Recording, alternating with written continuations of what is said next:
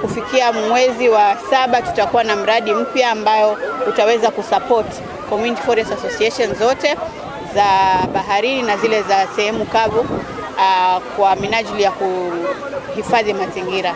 Na mradi ule utafanya kazi na SEFIA kupanda miti pamoja na miradi kama hii ya kuweka asali tofauti ambayo itaweza kuwajenga kama wananchi na pia kuwasaidia kuhifadhi mazingira yetu.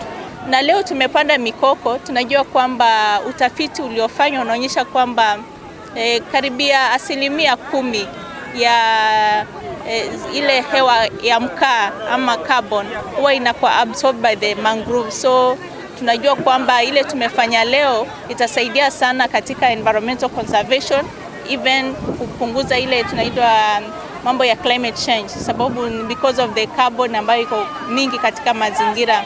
Na tunajua kwamba pia theme ya mwaka huu ilikuwa wetlands conservation na pia celebrating our heritage. Kufikia sasa tumeweza kupanda katika ile eneo la Kwale, tumepanda miti ambayo ni takriban kama milioni 17 katika kota 1 na kota 2.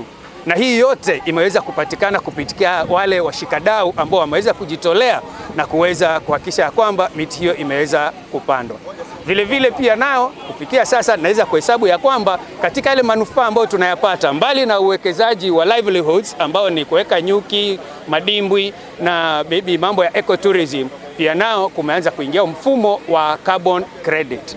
Na kufikia sasa katika eneo hili la Kwale tuko na vikundi vitatu ambavyo vinafanya hiyo kazi ya kuweza kutega hii kaboni.